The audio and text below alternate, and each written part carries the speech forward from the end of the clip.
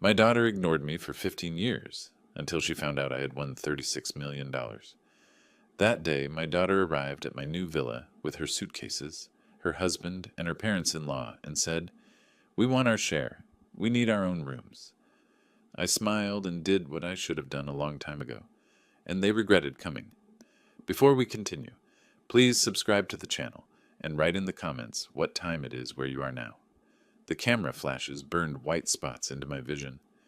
I stood there at the Florida Lottery headquarters in Tallahassee, gripping an oversized check for $36 million, while lottery officials pumped my hand and reporters shouted over each other. My face hurt from the forced smile. "Wilbert, you're the luckiest man in Florida," the lottery official's voice boomed through the microphone. "What's the first thing you'll buy?" I adjusted my grip on the ridiculous cardboard check. The thing was nearly as tall as I was. "Nothing extravagant. I've lived simply for 67 years. That won't change." A reporter in the third row stood waving her recorder. "Do you have family to share this with?" The question landed like a punch. I held my smile. "I have what I need." But the truth twisted in my chest. I had one daughter. Past tense felt more accurate after 15 years of silence. The press conference dragged on for another 20 minutes. Questions about my plans, my background, my retirement from the logistics company, where I'd managed supply chains for 40 years. Every answer I gave became public record. My full name, my face plastered across screens. By Florida law, lottery winners couldn't hide. I felt exposed, vulnerable, like valuable cargo sitting on an unguarded loading dock. The money hit my account 3 days later. After federal and state taxes carved their portions, $21 million appeared in my checking account. 21 million? The number didn't feel real. I sat in my apartment that night, staring at the bank's website on my laptop. The balance mocked me with its string of zeros. I knew how to plan, how to anticipate problems, how to protect valuable cargo. That's what I'd done for 4 decades. Moved millions of dollars worth of products across the country, calculated risks, prevented theft. But this was different. This cargo was me. The next morning, I walked into First National Bank and asked for their top financial advisor. The man who met me wore a suit that cost more than my monthly rent. He shook my hand, led me to a private office, and spent the first 10 minutes congratulating me. Then his tone shifted. "With this amount, Mr. Bailey, you'll want to protect yourself from opportunists. Family claims can be—" I cut him off. "I understand risk assessment. That's what I did for 40 years. Let's talk about trusts." His eyebrows lifted slightly. We spent the next 2 hours discussing asset protection strategies, investment portfolios, and legal shields. I took notes in the same methodical way I'd once tracked shipments. Route the money through multiple accounts, establish trusts, create barriers, protect the cargo. 2 weeks later, I closed on a villa in the Orlando suburbs. $1.2 million, paid in cash. The realtor kept saying how lucky I was. I didn't feel lucky. I felt like I was building a fortress I'd inhabit alone. Moving day came with December rain. Boxes filled with my modest possessions looked ridiculous in rooms designed for families. I unpacked methodically, placing each item with precision. Dishes in the kitchen cabinets, sorted by size. Books arranged alphabetically on the study shelves. Clothes hung in the master closet with military spacing between hangers. The house felt too big, too quiet. I'd imagined retirement differently once. Grandkids visiting, family dinners, laughter echoing off these walls. That version died 15 years ago. I stood on the back porch that first evening, watching the sun set over unfamiliar landscape. The villa had cost more than I'd earned in my entire working life, yet it felt hollow. I pulled out my phone, scrolled through contacts from the logistics company. Men I'd worked with for decades. I could call them, invite them over, fill the silence. I put the phone away. What would I say? Come see my millions? Admire my isolation? Lula stopped calling a long time ago. I stopped expecting her to start again. My daughter existed somewhere out there, living a life that didn't include me. I'd made peace with that, or told myself I had. 3 days after I moved in, the local news ran another story. I caught it by accident, flipping channels after dinner. Orlando retiree wins $36 million. There I was on the screen, frozen in that moment at lottery headquarters, holding the oversized check. The caption listed my name. The reporter mentioned my age, my background, the size of my winnings. My address wasn't public, but my name and face were everywhere. I turned off the television and returned to unpacking. The study still needed organizing. I'd bought new shelves for my collection of logistics textbooks, supply chain management guides, efficiency handbooks, the books from a life I no longer lived. I spent the afternoon arranging them, creating order from chaos. That's what I did best. Systems, structure, predictability. The doorbell rang at 4:30. I froze, book in hand. I hadn't ordered anything, hadn't invited anyone. The only people who knew my new address were my lawyer and the bank. I walked to the front window and peered through the blinds. An unfamiliar sedan sat in my driveway, luggage strapped to the roof rack. Two figures stood at my door, partially obscured by the porch overhang. My pulse accelerated. 40 years of protecting cargo had taught me to recognize threats. Unexpected visitors after a lottery win weren't visitors. They were problems. I moved closer to the window, angling for a better view. His breath caught. Through the window's edge, he glimpsed a face he hadn't seen in 15 years. My hand stayed frozen on the doorknob. The face outside the window belonged to a memory I'd buried deep. I forced myself to breathe, counted to 3, then opened the door. Lula stood on my porch. 38 years old now, though the years had sharpened her features rather than softened them. Behind her stood a man I recognized from old photographs, Neil, her husband. Their suitcases crowded the entrance like they'd already decided to stay. "Hi, Dad." "Surprise?" Lula's voice carried false brightness. "We thought you could use some company now that you're rich." The word Dad hit like a slap. 15 years since I'd heard her call me that. The last time she'd been 23, screaming it like an accusation. Neil stepped forward, arms crossed, his smile calculated. "Families should stick together, especially with this kind of money. We're here to help you manage everything." I said nothing, just stood there, door half open, watching them perform this rehearsed reunion. "We saw you on TV," Lula continued, her enthusiasm aggressive. "We're so proud of you. $36 million, that's incredible. We brought our things. We figured we'd stay a while, help you settle into this big house. You'll need our rooms ready tonight." Not a question, a statement. They'd already decided. 15 years collapsed in my mind. My small apartment, cramped and hot. Lula standing in the living room, Neil behind her like a shadow. She was 23, engaged, planning a wedding. I'd saved $10,000 over 2 years, every spare penny from my logistics manager's salary. "We need $50,000, Dad." Young Lula's voice echoed in my memory. "For the wedding and Neil's investment opportunity. It's a sure thing." I'd handed her the checkbook, opened to show the balance. "It's all I have, Lula. For your wedding. 10,000. Take it with my blessing." Her face had twisted. 10,000? That's insulting. Neil's startup needs 50,000 minimum. You're a warehouse manager making 60,000 a year. You're nobody. You've never accomplished anything. "It's everything I've saved," I'd said quietly. "For you." She'd thrown the checkbook at me. The pages scattered across the floor. "Then you're even more pathetic than I thought." Neil's hand had been on her shoulder, nodding agreement, encouraging the rage. They'd walked out. The door slammed. 15 years of silence followed. "Dad?" Present-day Lula waved her hand in front of my face. "Are you listening? We need to get settled." I snapped back. Lula stood there, smile bright, eyes calculating. Neil had already picked up a suitcase, stepping past me into the foyer without invitation. "You'll get exactly what you deserve," I said, my voice calm and measured. "Give me time to think about arrangements." Lula's smile widened. She exchanged a glance with Neil. They interpreted my words as agreement, as weakness. Neil carried their luggage inside, his eyes scanning the villa like he was cataloging assets. He paused at the new television, the leather furniture, the modern kitchen visible through the archway, calculating value. Lula walked through the house, opening doors. "This place needs work. The furniture's cheap. When are you upgrading?" She claimed the largest guest room.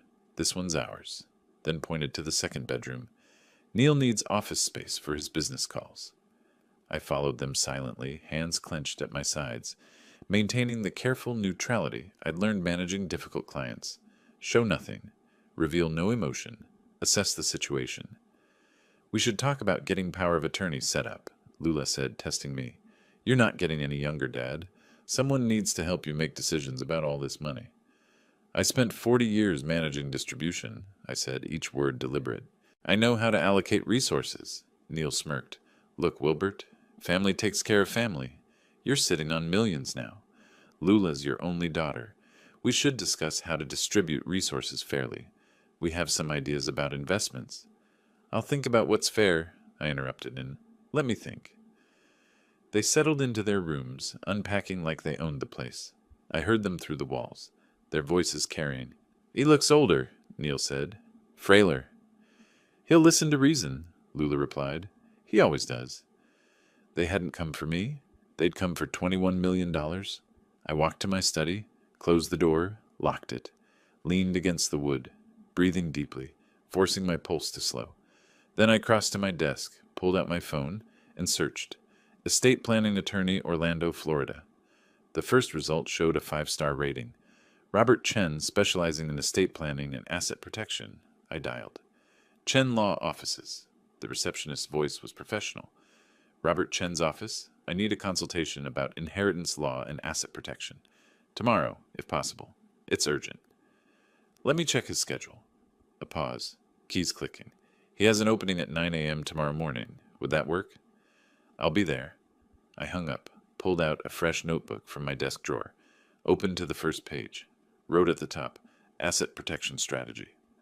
Outside my study, Lula and Neil's voices continued, discussing furniture upgrades, investment opportunities, how to convince me to share access to my accounts. I began writing.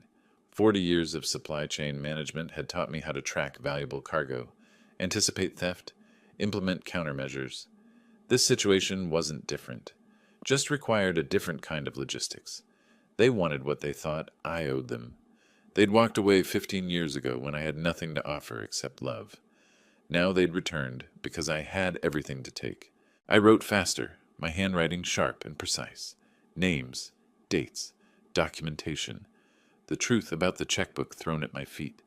The words Lula had screamed. Neil's calculating presence. Evidence. Protection. Planning.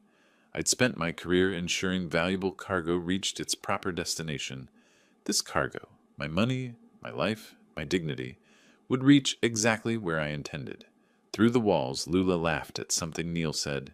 The sound grated. You'll get what you deserve, I told them. I meant it. I told Lula and Neil I had banking business to handle. They didn't question it. They were too busy measuring windows for new curtains they expected me to buy. The attorney had an opening the next morning. I arrived 15 minutes early. Robert Chen's office occupied the 10th floor of a gray building in downtown Orlando. The waiting room smelled of leather and furniture polish. Legal texts lined the walls in perfect rows, a place built on order and precision. I appreciated that. Chen met me exactly at 9. 45 years old, wire-rimmed glasses, handshake firm and brief. He gestured to the chair across from his mahogany desk. Mr. Bailey, you mentioned inheritance law on the phone. How can I help? I slid a handwritten note across the desk. My assets, listed in my neat block letters. Chen read it, nodded slowly. Florida law is clear, Mr. Bailey.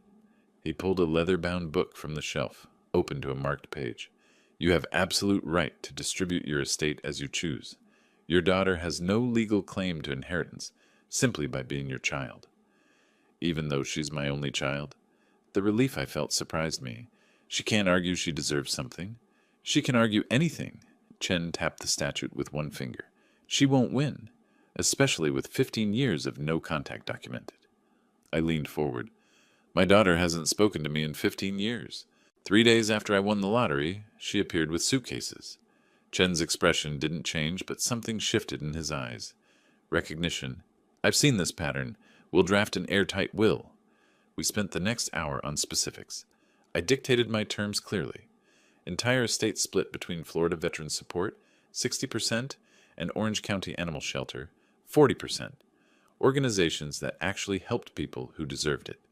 Chen wrote, then read it back. We'll include an explicit disinheritance clause.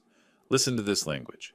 I explicitly disinherit my daughter, Lula Bailey, not due to any deficiency on her part. but because I choose to direct my assets toward causes I support. Why phrase it that way? Shows mental competence and deliberate choice. Protects against contest claims.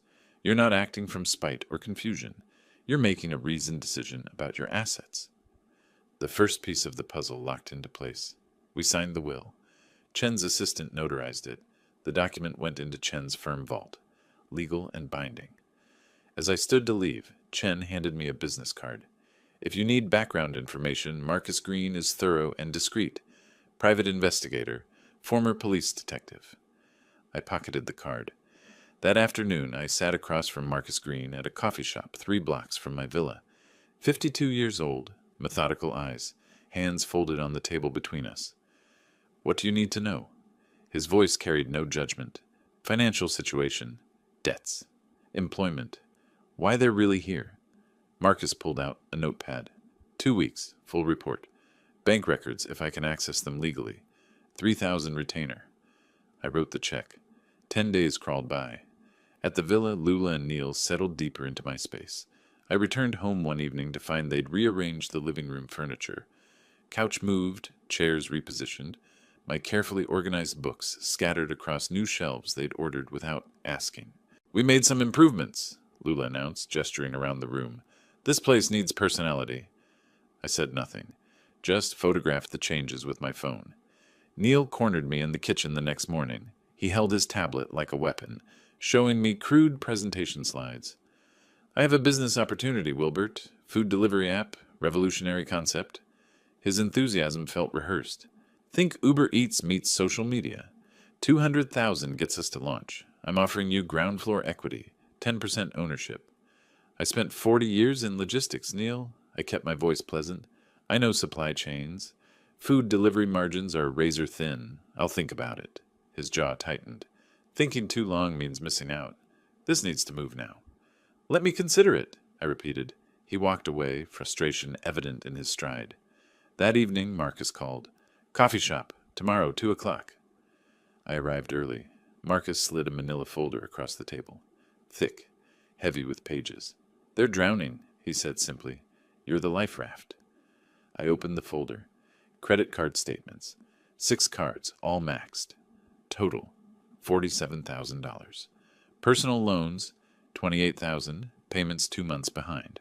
Their Tampa apartment, $1,800 monthly, 3 months behind. Eviction notice filed in December. Neil's investment history filled 3 pages. Cryptocurrency pyramid scheme, $10,000 lost last year. Failed business registrations. Unpaid vendor invoices. Combined income, $52,000 annually. Lula worked part-time retail. Neil did commission sales, mostly unsuccessful. I photographed each document methodically. Marcus tapped the eviction notice with a blunt finger. This was filed before your lottery win went public. They had nowhere to go. Not my daughter coming home. A debtor seeking a bailout. I paid Marcus, thanked him, drove back to the villa. That evening, Lula found me in the study. Dad, I hate asking. Her voice carried false casualness. But we have some unexpected expenses. Could you spot us 5,000 just until next month? Money goes fast, Lula. I met her eyes. I need to budget carefully. This has to last me 20, maybe 30 years. You just won $21 million. Her irritation flashed before the smile returned. 5,000 is nothing. I'll think about it. She left, jaw tight. Late that night, I sat in my locked study, reviewing Marcus's reports. 85,000 in debt. Eviction pending. Failed investments. They didn't come to reconnect. They came because they had nowhere else to turn, and I was supposed to be easy money. I opened a new document on my computer, titled it Documentation Log. Started entering dates, conversations, demands, observations. Every request, every complaint, every moment they revealed themselves. Evidence collection had begun. 3 weeks passed. Mid-February brought warmer weather to Orlando. Lula and Neil grew more comfortable, more demanding. The villa felt smaller with their presence expanding into every corner. I planned carefully. Friday evening I prepared dinner, salmon, roasted vegetables, good wine. Set the table formally, called them down from their rooms. They arrived curious, wary. I poured wine, raised my glass, Family is everything. I kept my voice warm, steady. I was wrong to let 15 years pass. Lula, I'm changing my will. You'll inherit 50% of my estate. But you must prove you've changed. Lula's face transformed. Pure joy, quickly controlled. Dad, we have changed. We want to be here. To help you. To be a family again. Neil leaned forward. We appreciate this, Wilbert. You won't regret it. I set down my glass. Wills are permanent documents. Before I sign, the community needs to see you're worthy. 6 months of charity work, consistent involvement, public demonstration of character. Neil's expression soured. 6 months seems excessive for... Lula shot him a sharp look. It's perfectly reasonable, Dad. We're happy to help. Service is important. The trap closed. They'd accepted the bait. Saturday morning, I drove them to Orange County Animal Shelter. Sarah, the volunteer coordinator, greeted us with genuine warmth. 50 years old, practical clothes, kind eyes. Mr. Bailey, wonderful to meet your family. She shook Lula's hand, then Neil's. We always need volunteers. Let me show you around. The shelter smelled of disinfectant and dog food. Kennels lined the walls. Sarah explained the routine, feeding, cleaning, walking, socializing animals waiting for adoption. Lula's smile stayed fixed, but her eyes betrayed her. She stepped carefully around puddles, kept distance from barking dogs. Neil barely touched anything, hands jammed in pockets. Your daughter doesn't seem comfortable with animals, Sarah mentioned quietly to me later. Is she okay? She's adjusting. I played the protective father. This is new for her. Give her time. She'll come around. Sarah's doubt showed, but she nodded. We volunteered 3 hours. Lula cleaned one kennel, moving slowly, grimacing when Sarah wasn't looking. Neil stood nearby, offering useless suggestions rather than helping. I photographed them periodically. Documenting our family time, I explained. They smiled for the camera. In the car afterward, Neil exploded. This is complete nonsense. Cleaning up after dogs for a will that should be ours anyway? You're her father. Lula grabbed his arm. Keep your voice down. $10 million, Neil. 6 months. We can pretend anything for that. I kept driving, watching them in the rearview mirror. We shouldn't have to pretend, Neil grumbled. He owes you. The following week, I arranged their participation in a veterans fundraiser. Hotel ballroom, 200 attendees, local media coverage. Lula and Neil stood beside me greeting donors, smiling for photographers. A reporter approached. Mr. Bailey, it's heartwarming to see you and your daughter reunited. How does it feel having family back in your life? I performed warmth for the camera. It's a blessing. We lost years, but we're making up for it by giving back together. Nothing matters more than family and service. The reporter loved it. The story ran the next day. Lottery winner reunites with daughter, gives back to community. Perfect. At home, the mask dropped. I overheard them that evening from my study. How much longer do we have to keep doing this? Neil's voice carried through the vents. 4.5 months, Lula answered. Then we're set. Just smile and pretend you care about homeless veterans and shelter dogs. The old man's buying it? Completely. He's so desperate for family, he'll sign anything. We just have to play nice a little longer. I recorded every word on my phone. Florida's one-party consent law meant I could record conversations in my own home. Another piece of evidence filed away. 3 more charity events over the next 2 weeks. Each time, Lula and Neil performed their roles. Each time, they complained privately afterward. Each time, I documented everything.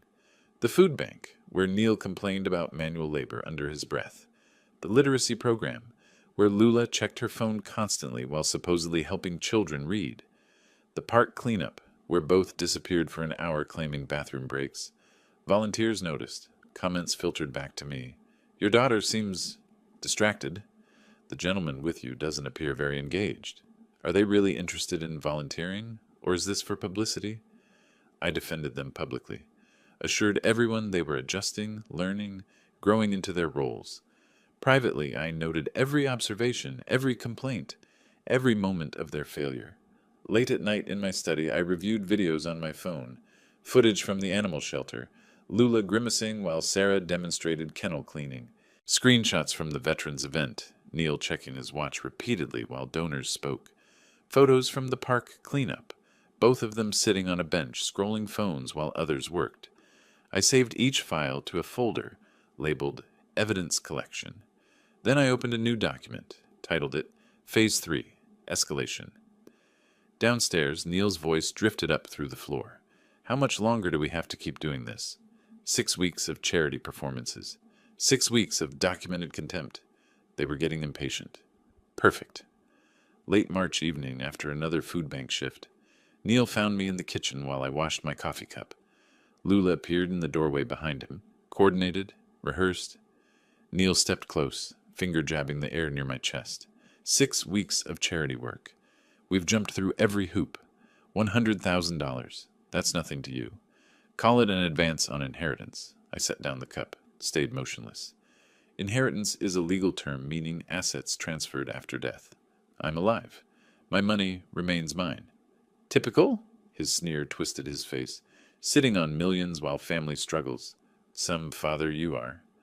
Lula perched on the counter, legs swinging, head tilted in that practiced sympathy pose.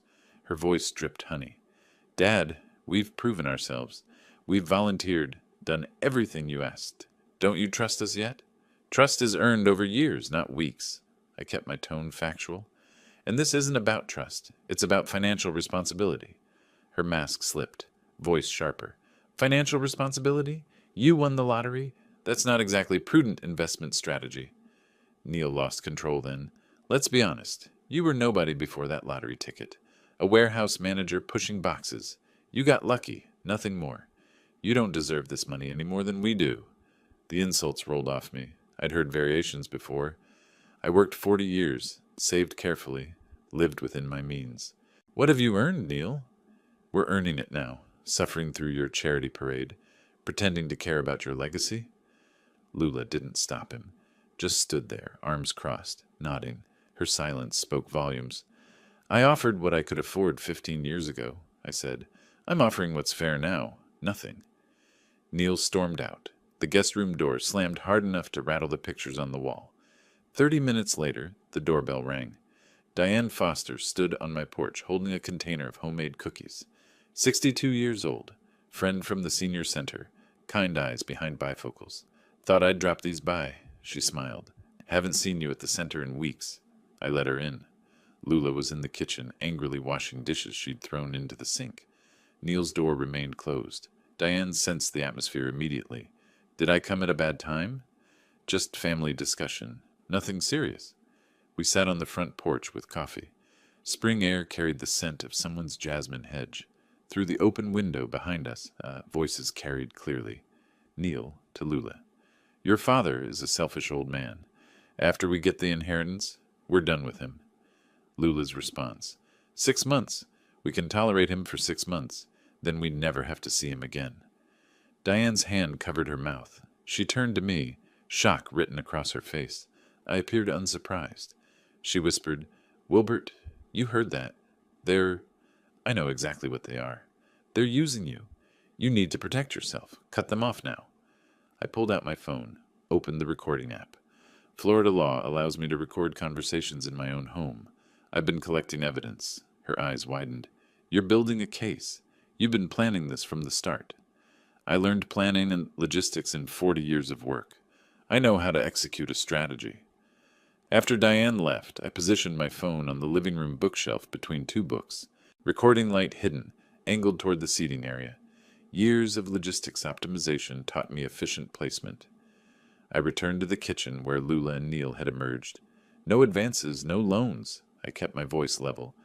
The will stands as promised. 50% after I'm gone, not before. Neil's laugh came out bitter. After you're gone? And when will that be? The implicit threat hung there. Lula quickly covered. Neil didn't mean that. We're just frustrated. I understand frustration. I met Neil's eyes. You know, statistically, lottery winners don't live long. Stress, sudden lifestyle changes. When will that inheritance actually kick in? Neil means we hope you live forever, Dad. Lula's voice rose slightly. We're just planning for the future, whenever that is. I plan to live a long time. I smiled without warmth. Very long. Decades, hopefully. You might be waiting a while. Neil's jaw clenched. He left the room without another word. Late that night, I sat in my study with headphones, playing back recordings. Neil's insults, failure, nobody, selfish old man. Lula's private admission, tolerate him for 6 months, then never see him again. Neil's veiled threat about my death. I transferred the files to Robert Chen via encrypted email. Subject line, additional evidence of character, March recordings. Every word they spoke tightened the noose they didn't know they were wearing. My phone buzzed at 6:30 in the morning. Unknown number, I answered. Mr. Bailey? This is Patterson and Associates. We represent your daughter, Lula Bailey, in a matter of familial support obligations. I sat up in bed. Go on. Ms. Bailey has retained our services to pursue legal remedies regarding financial support.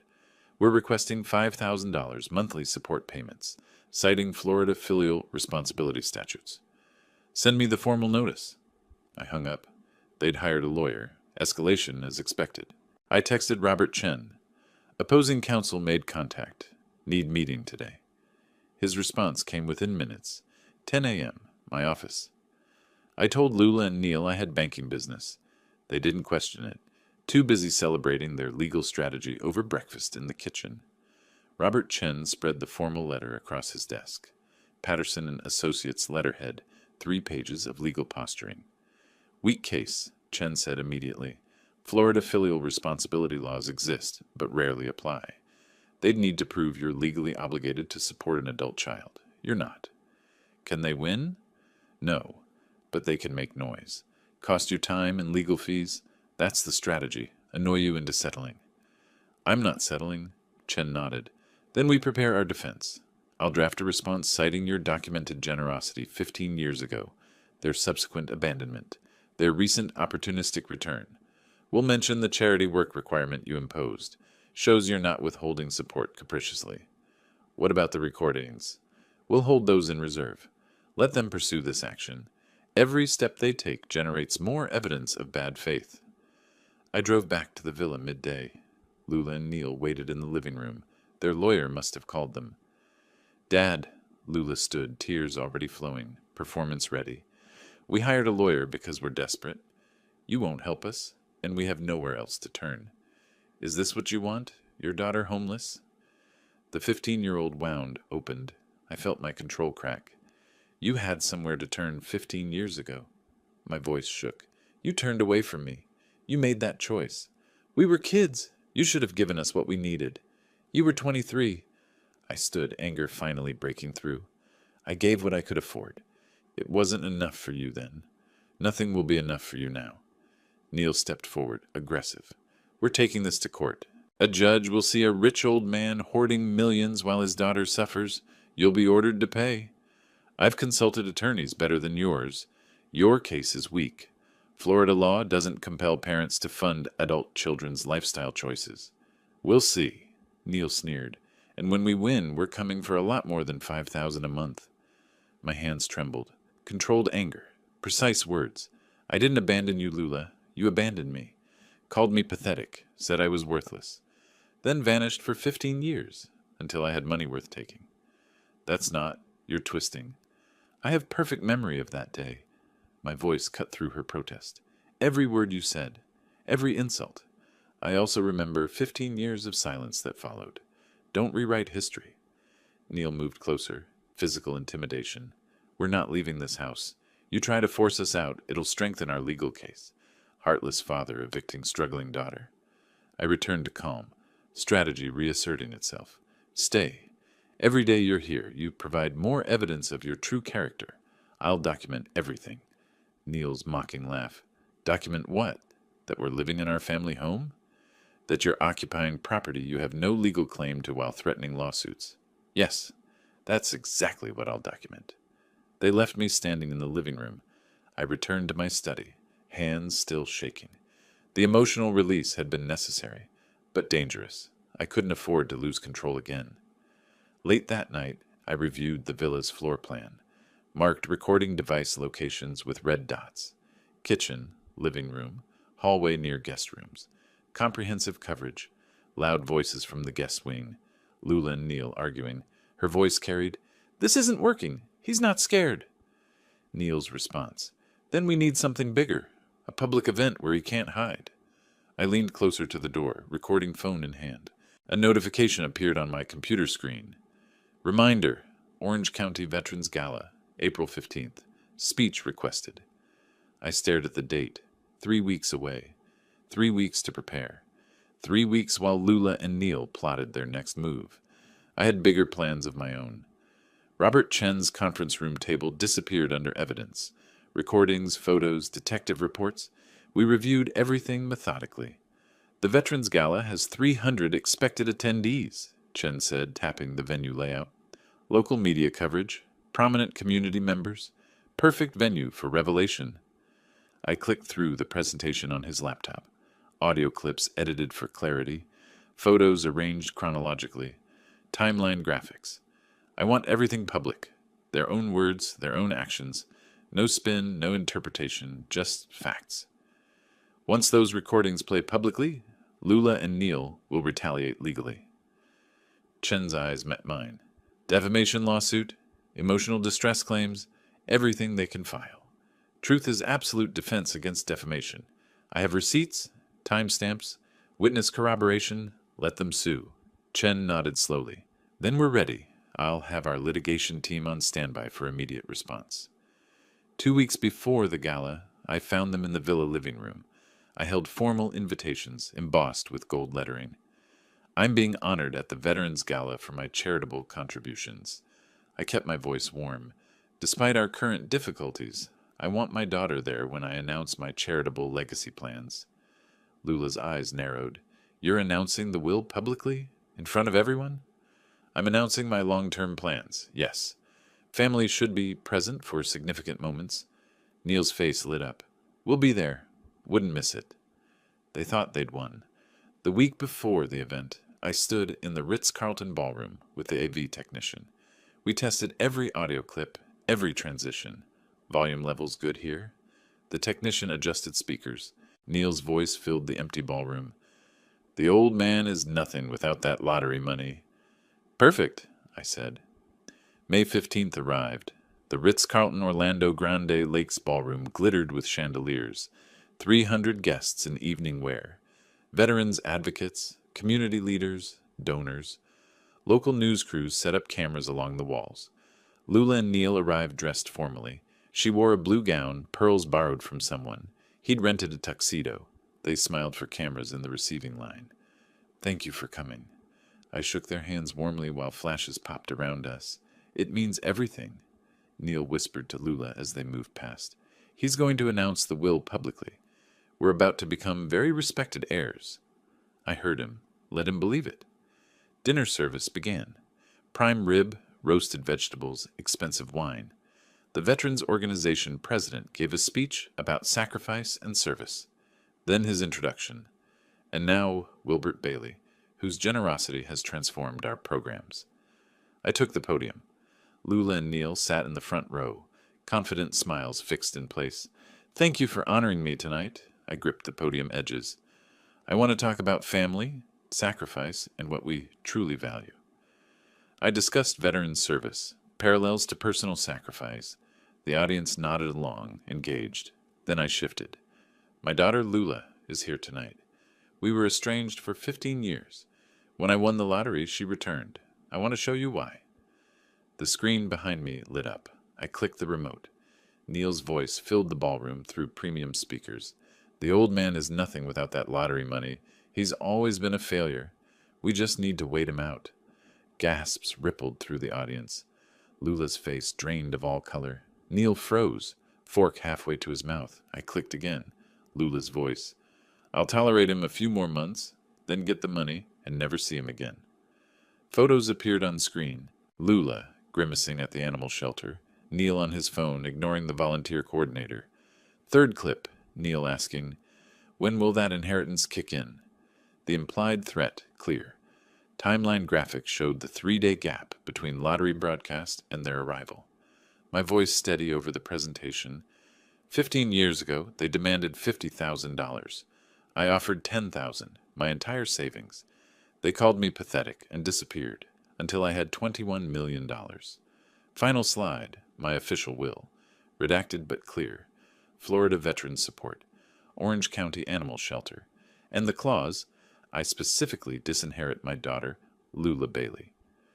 These organizations serve those who sacrificed everything, I said. My family sacrificed nothing but appeared when money did. My legacy goes to those who deserve it. Silence, then scattered applause, then overwhelming sustained applause. Veterans in the audience stood, some saluting. Lula shot to her feet. How dare you? You're a liar. Neil lunged toward the podium. Security guards in black suits intercepted smoothly, professional hands redirecting him toward the exit. That's out of context, Lula screamed. You recorded us illegally. Florida is a one-party consent state. My voice remained calm, amplified through the microphone. These recordings are completely legal, and context doesn't change your words. An older veteran stood during the applause. Sir, you honor us by ensuring your legacy supports those who served. Your family's betrayal makes your generosity even more meaningful. Genuine emotion cracked my composure for the first time. You gave years of service. They gave 3 days of performance. The choice was obvious. Security escorted Neil and Lula toward the exit, still shouting. Reporters followed, microphones extended, cameras rolling. This isn't over, Neil's voice carried across the ballroom. You can't humiliate us publicly and get away with it. I stood at the podium, microphone still live. I didn't humiliate you. I played your own words. You humiliated yourselves. Lula screamed from the doorway. We're family. You owe us. My final response. I owed you love and support when you were a child. I gave that. You owe me nothing now. I owe you nothing. We're even. The doors closed behind them. The ballroom erupted in applause again. I stayed at the podium, composed, as chaos swirled in their wake. 6 days later, Robert Chen called. They filed. Defamation, emotional distress, elder exploitation, everything we expected. How bad? Weak. Patterson and Associates, the same firm from before, asking for $5 million in damages. Judge Margaret Holloway assigned. She's fair, but doesn't tolerate nonsense. 2 weeks later, I stood outside Orange County Courthouse. June morning, humid, sun already intense. Chen met me on the steps. Both hearings today, he said. Eviction at 10, defamation preliminary at 2. Efficient scheduling. The eviction hearing took 20 minutes. Lula and Neil's attorney couldn't dispute the facts. They'd refused to leave when asked. No lease, no rental agreement, no legal right to occupy my property. Judge Holloway's gavel fell. 30 days to vacate, next case. The defamation hearing drew more attention. Media packed the gallery. My presentation from the gala had gone viral. Local news, social media, national coverage. Patterson, their attorney, looked tired. Your Honor, Mr. Bailey deliberately humiliated our clients in a public forum, causing severe emotional distress and reputational harm. Judge Holloway turned to Chen. Response? Truth is an absolute defense to defamation in Florida. Chen placed authenticated recordings on the bench. Every statement Mr. Bailey made was substantially true, supported by audio evidence, photographic documentation, and witness testimony. The recordings were made without consent, Patterson objected. Florida is a one-party consent state, Chen replied calmly. Mr. Bailey was present for, or the subject of, every recorded conversation. Completely legal. Judge Holloway reviewed the evidence, listened to audio clips through headphones, studied photos, read witness statements from Diane Foster and shelter volunteers. She removed the headphones. Mr. Patterson, your client's own words condemn them. Nothing Mr. Bailey presented appears false or misleading. Truth is indeed an absolute defense. But the emotional harm was self-inflicted by your client's choices and statements, dismissed with prejudice. The gavel struck. Mr. Bailey may file for costs under Florida's anti-SLAPP provisions. Outside the courthouse, reporters surrounded me. Mr. Bailey, how does it feel to have the court validate your actions? I chose words carefully. I don't feel victorious. I feel finished. This needed to end, and now it has. Will you pursue damages against your daughter? No. She has nothing left to take. This was never about money for me. It was about truth. Days later, I returned to the villa. The guest wing sat empty. They'd taken their possessions and fled, leaving the state according to Marcus Green's update. California, apparently. Fresh start, same patterns. Diane called that evening. I saw the news. The judge threw out their entire case. How does it feel? I don't feel victorious, I repeated, staring at my reflection in the kitchen window. I feel finished. This needed to end, and now it has. You protected yourself. You did what was necessary. Necessary. That's the right word. Not satisfying, just necessary. Late that night, I walked through the empty guest bedroom, found a forgotten photo under the bed.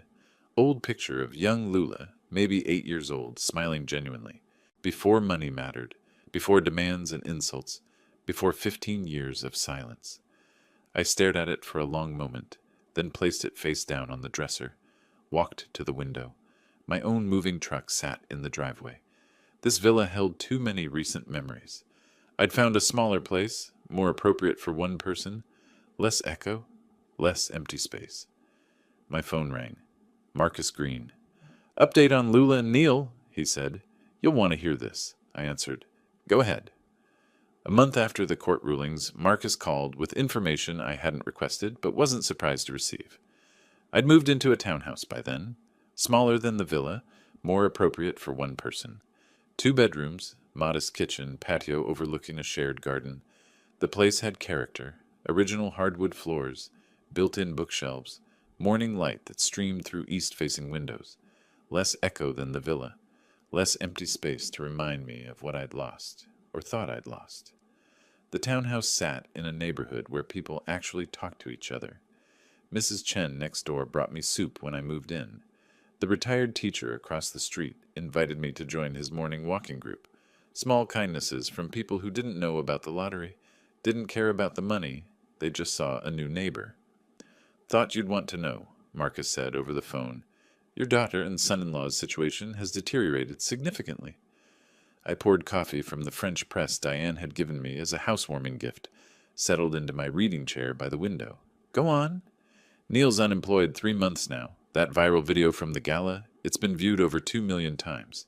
Every job application, someone recognizes him. Background checks pull up the news coverage. No one will hire him." I sipped the coffee, said nothing. Lula's working retail in Tallahassee using her maiden name. 40 hours a week at $11 an hour. Their debt's at $110,000 now. Legal fees on top of everything else. Credit cards, personal loans, the eviction settlement. Marriage. Neighbors report constant fighting. Police called twice for domestic disturbances. Verbal only, but loud. I give it 6 months. Tops. Maybe less. I stared at my coffee, watching steam rise in lazy spirals.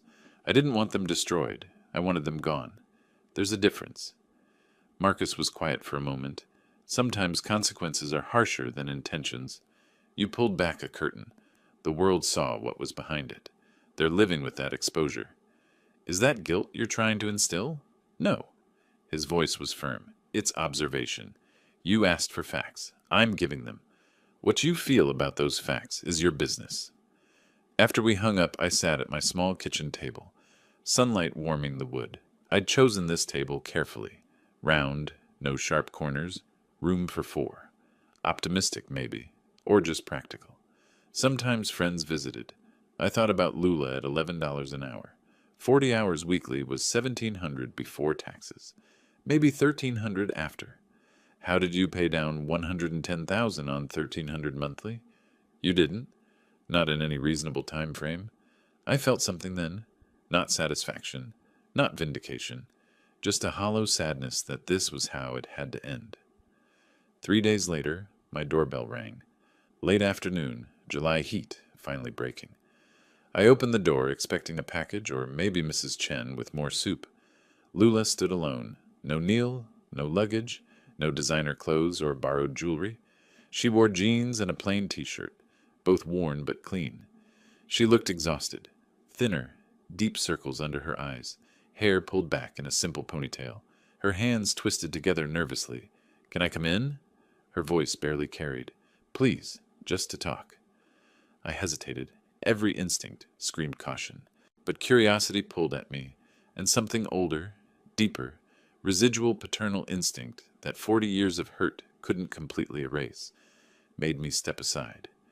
She entered slowly, like she expected me to change my mind, perched on the sofa edge, back straight, hands clasped tightly in her lap. I remained standing near the bookshelf, maintaining physical and emotional distance. My hand rested near my phone, just in case. Dad, I was wrong. Tears started immediately. About everything. 15 years ago, and now. I've been reflecting.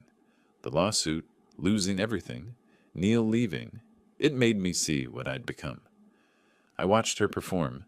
40 years of managing people taught me to spot genuine emotion versus calculated presentation. I stayed silent, let her continue. I was greedy. I used you. I said horrible things. She looked up, tears tracking mascara she'd clearly applied in the car. You deserved so much better. I don't want your money. I just want my father back. Can we start over? Just as family. Every father wants to believe their child can change. That's hardwired into us. Some biological imperative that survives betrayal and disappointment. But 40 years of logistics taught me to trust patterns, not promises. Data over hope. I moved to the chair across from her, maintained the coffee table between us like a demilitarized zone. What changed, Lula? You knew about the money when you sued me for $500,000. You knew about it when you and Neil recorded those complaints I played at the gala. What specifically changed in the past month? She wiped her eyes with the back of her hand. Losing everything made me realize what matters. Family matters. You matter to me. You realized that after filing a lawsuit against me? I kept my voice level, analytical. Your timing raises questions about motivation. I know how it looks. It looks like someone who exhausted all legal options and is now trying the emotional approach. I leaned back. It looks like someone who calculated that contrition might succeed, where litigation failed. Her face crumpled. That's not fair. Fair? The word came out sharper than intended. I softened my tone. Lula, you sued me. You tried to take money from me through the courts after trying to manipulate it from me through performance. Now you're here claiming you just want family. Do you understand why I'm skeptical? She started crying harder. I've changed. I have. Neil leaving, losing the court case, working retail. It humbled me. I see everything differently now.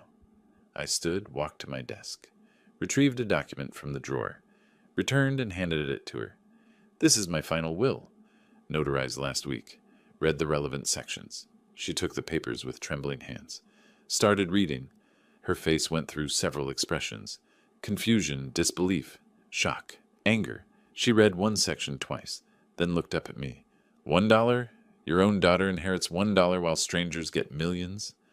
Not strangers. I sat back down, crossed my legs. Organizations serving those who gave everything and asked for nothing. Veterans who sacrificed years of their lives. Animals who never had choices. Elderly people who worked hard and still struggle. The opposite of what you've done. But I'm your daughter, which is why you get $1 instead of nothing. I leaned forward, hands folded. Florida law requires specific mention to prevent accidental omission claims. That dollar proves I didn't forget you. I explicitly chose this. Her hands shook, rattling the papers. How can you do this? Let me be very clear about something. I held her gaze. I love you, Lula. That's not conditional. You're my daughter, and some part of me will always love you. But I don't trust you. Love doesn't require trust, but relationships do. You destroyed trust 15 years ago when you called me pathetic and walked away. You destroyed it again this year when you returned only because I had money. That's not true. It is true. 3 days after my lottery win aired on television, you showed up. 15 years of silence and suddenly 3 days.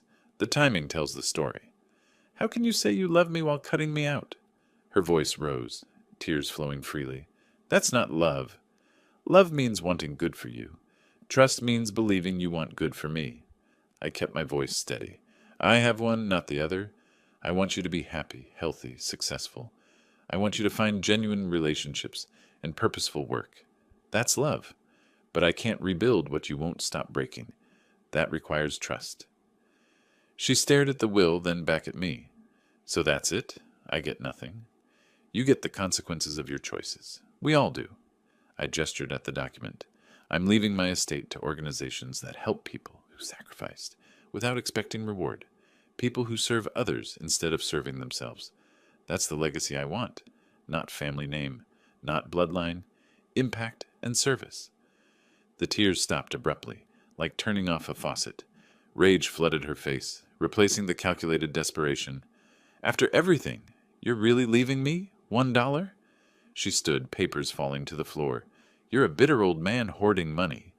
You'll die alone with your precious charities. No family, no legacy except checks to strangers? I remained seated, calm.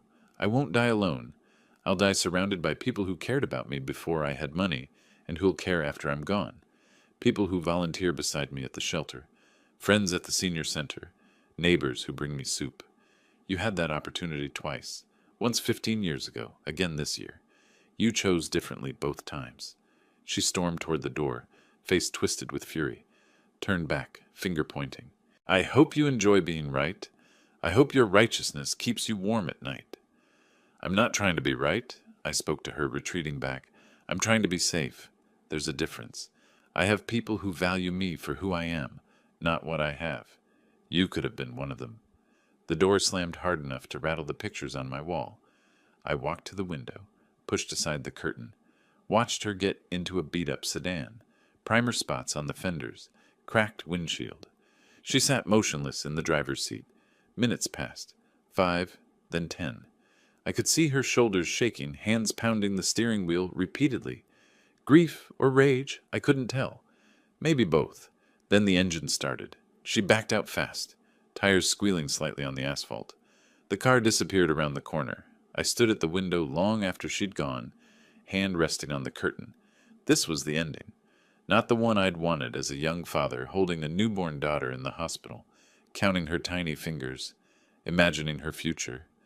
Not the one I'd dreamed about during her childhood, teaching her to ride a bike, helping with homework, planning for her college years, but the one her choices created, and mine.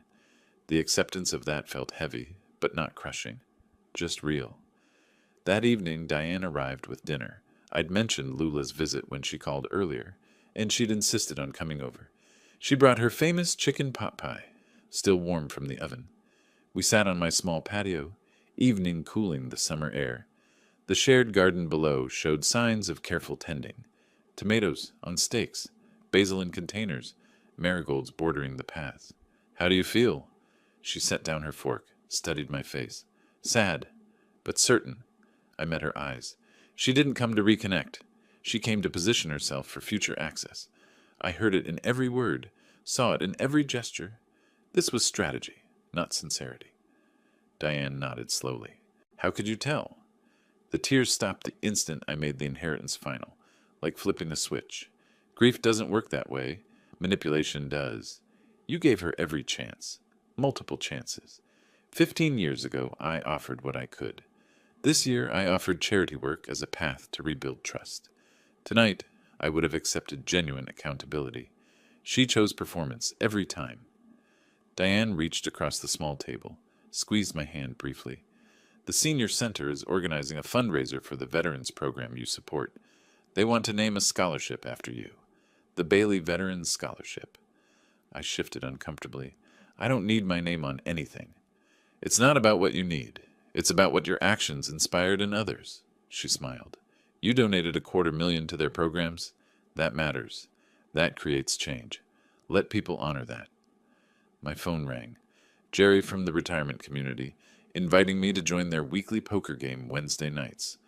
I accepted, made a note on the calendar. Before I could set the phone down, it rang again. Sarah from the animal shelter, thanking me for the recent donation that funded their new medical wing. Would I attend the ribbon cutting next month? After the second call, I looked up to find Diane watching me with knowing eyes. What? I asked. You're building something? She gestured with her wineglass. A life, a real one. Not the isolated existence you had at the villa, and not the family you tried to force into being. This is organic. Real connections with real people. I realized something then, sitting in the cooling evening with a friend who asked nothing from me except my company. This was my family now, chosen, not inherited, built on mutual respect and genuine care, not obligation or financial incentive. I spent 40 years optimizing supply chains, I said quietly, moving resources from point A to point B efficiently. I'm doing the same thing now, just with time and money instead of cargo, directing it where it's needed, where it'll do the most good. Logistics of generosity, Diane said. Something like that. We sat in comfortable silence as stars emerged one by one above the garden. Somewhere, Lula was driving back to Tallahassee, back to her minimum wage job and mounting debt, back to consequences she'd created. I felt no triumph in that, no satisfaction in her struggle, just the quiet certainty that I'd protected myself while staying true to my values, that I'd drawn necessary boundaries while maintaining my capacity for love, even if that love existed at a safe distance. The evening deepened. Diane gathered the dishes. Same time next week. I'll be here. After she left, I remained on the patio. The townhouse lights glowed behind me, warm and welcoming. My home, my space, built for one but open to many. Earned peace felt different than I'd imagined. Not triumphant, not complete, just sustainable. That was enough. Late August brought cooler mornings and the promise of autumn. I'd developed a routine that felt sustainable, even comforting in its predictability. Coffee on the patio at sunrise, watching the shared garden wake up. Volunteer work 3 days weekly, animal shelter. Tuesdays, Veterans Center. Thursdays, literacy program Saturdays. Poker game Wednesday evenings with Jerry and the retirement community group. Sunday brunch with Diane at the corner cafe. Simple, purposeful, mine. The townhouse had become more than just a place to sleep. I'd hung photographs on the walls, not of family, but of moments. The ribbon cutting at the Veterans Center, a group photo from the animal shelter's Volunteer Appreciation Day, a candid shot Diane had taken of me reading to children at the literacy program. These were my people now, my chosen connections. Marcus called one morning while I was reviewing the monthly statements from my financial advisor. The investments were performing well, generating more income than I could spend, which was the point, more to give away. Final update, then I'm closing your file, Marcus said without preamble, professional to the end. Go ahead. Lula and Neil divorced. Papers filed in Tampa last week. Irreconcilable differences, no fault filing. She moved in with her mother in Georgia, Savannah area. He disappeared. California, maybe Nevada, using different names according to my contacts. They're done. Completely. I absorbed this information, waiting for some emotional response. Relief? Satisfaction? Nothing came. Just acknowledgement of facts. Appreciate you keeping me informed, Marcus. One more thing. He paused, and I heard papers rustling. A letter arrived at my office, for you. From Lula. Postmarked Savannah, Georgia. Want me to open it? My hand tightened on the phone. Send it. I'll decide whether to read it. Understood. I'll mail it today. Wilbert, he paused again. You did what you had to do. Don't second guess it. I'm not. Good. Take care of yourself. The letter arrived 2 days later in a plain manila envelope from Marcus's office. Inside, a single white envelope addressed in handwriting I barely recognized, neater than I remembered, with careful formation of each letter, almost like she'd drafted it multiple times before committing to final copy. I sat on the patio with it, holding the envelope without opening. Sunlight filtered through the oak tree overhead, dappling the table. Birds sang in the garden below. Mrs. Chen was planting mums in the beds near the walking path. Normal life happening all around me. Diane was due in an hour. We'd planned to visit the new community center, funded partially by my donation, the Bailey Opportunity Center, though I still felt uncomfortable with my name on the building. They'd insisted. Community leaders, veterans, advocates, the city council member who'd championed the project. Your generosity made this possible, they'd said. Let us honor that. Finally, I slid my finger under the envelope flap and opened it. 3 pages, handwritten on lined paper. Her handwriting covering each page carefully. Dad, I won't ask you to forgive me. I don't deserve it, and I understand that now. You were right about everything. Every accusation, every boundary, every decision you made to protect yourself from me. I came to your townhouse looking for an opening, not reconciliation. You said you had 18 million left, and immediately my mind calculated pathways back to money. Even in that moment, when I was crying and claiming I just wanted my father back, part of me was strategizing. You saw through it. You always did. Neil and I are done. The divorce finalized last week. It should have ended years ago. We enabled each other's worst qualities. His aggression and my manipulation fed off each other in toxic ways. Apart, maybe we can both become better people. Together, we were poison. I'm living with Mom now in Savannah. She's been kind, which I don't deserve. I'm working retail, a bookstore actually. It's quiet work, gives me time to think. I'm paying down the debt slowly. At my current rate, it'll take about 12 years to clear everything. That seems fair. I created this situation. I should dig myself out. You said you loved me but didn't trust me. I finally understand the difference. Love is what you gave me as a child, the bedtime stories, the help with homework, the college fund you started before I rejected you. Love is what you offered 15 years ago when you gave me your entire savings, even though it wasn't enough for my demands. Love is what you tried to give me this year, despite everything I'd done, setting up that charity work as a path to rebuild something. Trust is what I destroyed. Repeatedly, deliberately. First by calling you worthless and walking away. Then by returning only when you had money. Then by suing you when manipulation failed. I broke trust so many times, I don't even know if it's repairable. I'm not asking for anything. Not money. Not reconciliation. Not even a response to this letter. I'm just acknowledging truth. You protected yourself. You should have. I was dangerous to you. Financially, emotionally, psychologically. You were right to cut me out. The $1 inheritance was perfect, actually. It shows you didn't forget me. You made a deliberate choice. That's somehow better than being completely forgotten. It means you thought about it, weighed the options, and chose this path consciously. There's respect in that, even if it hurts. Maybe someday I'll be someone worth trusting. Not for inheritance. That ship has sailed and I sank it myself. Just for its own sake. Being trustworthy because that's who I should be, not because there's something to gain from it. Mom asks about you sometimes. I tell her you're doing well, living your life, helping people. She says that sounds like the man she remembers from when I was young, before everything fell apart. I won't contact you again. You deserve peace. You earned it through decades of work, through surviving my betrayal, twice, through building something meaningful with your resources. I hope the charities do amazing work. I hope the veterans get the support they need. I hope the animals find good homes. I hope you're happy, Dad. Even if I can't be part of that happiness, I'm sorry. For everything. Those words don't fix anything, but they're true. Lula, I read the letter 3 times, letting each word sink in. Then I folded it carefully, placed it in my desk drawer. Acknowledgement preserved, but not answered. Some doors stayed closed for good reason, even when the person on the other side finally understood why. The dedication ceremony for the Bailey Opportunity Center happened 3 days later. Mid-morning, warm sunshine, the new building gleaming with fresh paint and possibilities. The structure housed both veterans services and job training programs. My donation had funded the construction, and ongoing support from other donors would sustain operations. Over 100 people attended. Veterans I'd met through volunteer work, some in uniform, others in civilian clothes. Community leaders I'd worked with on various projects.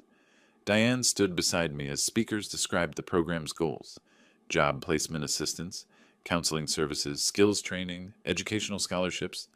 The ribbon cutting felt surreal. Me holding oversized scissors while cameras flashed. People applauding. A plaque unveiled near the entrance. Bailey Opportunity Center, dedicated to service and second chances. Afterward, a young veteran approached, 26 years old, Marine Corps tattoo visible on his forearm, eyes bright with purpose. He shook my hand firmly. Sir, I want to thank you. This program gave me a path forward when I was completely lost.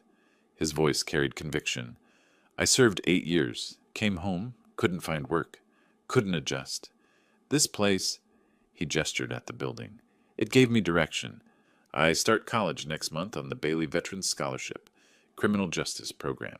I want to help other veterans navigate the system. You earned it through your service, I said. I just moved money around. You did the hard part. Serving, surviving, showing up to rebuild your life. Still, it matters. You matter. He walked away to join his family. Young wife, toddler daughter, building his future with tools I'd helped to provide. An older veteran, Vietnam era, approached next. He must have been 70, face weathered but eyes sharp. Mr. Bailey, I read about what happened with your daughter, the news coverage, the court case. He shifted his weight, uncomfortable. I wanted to say, you did the right thing. Family isn't just blood, it's who shows up. Who cares when there's nothing to gain? Your daughter showed you who she was. You believed her. That took courage. Thank you, I managed, throat tight. My son hasn't spoken to me in 20 years. Different reasons, but same result. I used to feel guilty about it. Your story helped me understand. Sometimes love means distance. Sometimes protection requires boundaries. He gripped my shoulder briefly. You gave your resources to people who earned it through service. That's honorable. Don't let anyone make you feel otherwise. The conversations continued. Person after person sharing how the programs had helped them, thanking me for making it possible. Each story reinforced what I'd chosen: impact over inheritance, service over bloodline, purpose over family obligation. Over the following weeks, I saw the ripple effects multiply. 50 veterans receiving educational funding through the scholarship program. 200 animals finding permanent homes through improved shelter facilities. Medical care, behavior training, adoption support. Elderly community members accessing services they needed. Meal delivery, transportation, social programs preventing isolation. The literacy program expanded to serve 3 additional schools. The food bank bought a refrigerated truck with my donation, tripling their capacity to serve families. The youth mentorship program hired 2 full-time coordinators, supporting at-risk teenagers toward graduation. My lottery winnings, that random stroke of luck, that ticket purchased on impulse at a gas station, was creating waves of positive change that would continue long after I was gone. A legacy built on purpose and impact, rather than family name or genetic connection. One evening in late August, Diane and I sat on my patio, watching the sunset paint the sky in shades of orange and purple. She'd brought wine and cheese, turned our weekly dinner into an impromptu celebration of nothing in particular, just existing together, which had become its own kind of celebration. Second-guessing yourself, she sipped her wine, eyes on the horizon. No, mourning what could have been, maybe, but not questioning what had to be. I watched clouds shift colors as the sun descended. When Lula visited, when she sat on my sofa crying, I saw calculation in her eyes. The performance. She mentioned 18 million, and I saw her mind working. Computing angles. She wasn't there for reconciliation. She was there for positioning. You gave her every chance, multiple chances over multiple decades. She made her choices. You made yours. That's not cruelty. It's survival. My phone buzzed. Text from Jerry about Wednesday's poker game. Another from Sarah at the animal shelter about volunteer appreciation dinner next month. A third from the senior center about their upcoming fundraiser. You know what I realized? I set down my wine glass, turned to face her. For 40 years, I managed supply chains, moving things from where they were to where they needed to be, optimizing routes, minimizing waste, ensuring valuable cargo reached the right destination. That's what I'm still doing, just with money instead of cargo, moving resources to people who need them, who'll use them well, who deserve support. Diane smiled, that knowing expression I'd come to appreciate. Logistics of generosity. You've said that before. I think you've finally internalized it. Maybe. Or maybe I'm just learning to live with peace instead of always preparing for the next crisis. I gestured at the garden below, the townhouse behind us, the simple life I'd built. This is enough. More than enough. We sat in comfortable silence as darkness gathered. Stars emerged one by one, competing with the streetlights. Somewhere in Savannah, Lula was working her bookstore shift, paying down debt, living with consequences. Somewhere in California or Nevada, Neil was hiding under another name, starting over or repeating old patterns. Their paths had diverged from mine permanently. That separation used to feel like failure, the father who couldn't maintain relationship with his only child. Now it felt like wisdom. Some relationships were toxic, no matter how much you loved the person. Some boundaries were necessary for survival. I felt no triumph in their struggles, no satisfaction in their separation or financial hardship, just quiet acceptance that this was the cost of protection, the price of maintaining integrity and self-preservation. The evening cooled. Diane stood to leave, gathering dishes. Same time next week, we're organizing that book drive for the literacy program. I'll be there. After she left, I remained on the patio, coffee growing cold in my hand, forgotten. The townhouse lights glowed behind me, warm, welcoming mine. The community garden below showed signs of autumn preparation, neighbors harvesting late tomatoes, planting fall vegetables, children playing in the pathways between beds. I'd spent 67 years building a life, lost some of it to choices others made, Lula's rejection, Neil's manipulation, 15 years of estrangement. Rebuild it into something different, something smaller but more meaningful. Not the life I'd imagined as a young father, not the family dinners or grandchildren visiting or legacy passed through bloodline, but a life nonetheless, purpose-driven, service-oriented, connected to people who valued me for who I was, not what I had. The lottery hadn't brought me happiness. $36 million couldn't do that. I'd learned that lesson quickly. Money amplified who you already were, revealed character rather than creating it. It had given me resources to create purpose, help others, build boundaries, choose family based on mutual respect rather than genetic obligation. That was enough, more than enough. Peace found me here, in this quiet townhouse, with this chosen community, doing this purposeful work. Not dramatic peace, not the triumphant vindication I might have imagined. Just sustainable daily peace, waking up without dread, going to bed without regret, spending days doing work that mattered to people who appreciated it. The letter from Lula sat in my desk drawer. Acknowledgement of truth, apology without expectation of response. I wouldn't answer it. Some doors stayed closed, even when the person on the other side finally understood why they'd been locked. But I also wouldn't throw it away. It represented growth, however late. Recognition of harm caused, acceptance of consequences. That deserved preservation, even if it didn't warrant response. The moon rose over the garden, nearly full. I finished my cold coffee, stood, stretched muscles stiff from sitting. Tomorrow I'd volunteer at the animal shelter. Tuesday's routine. Then Wednesday poker game. Thursday Veterans Center. Saturday literacy program.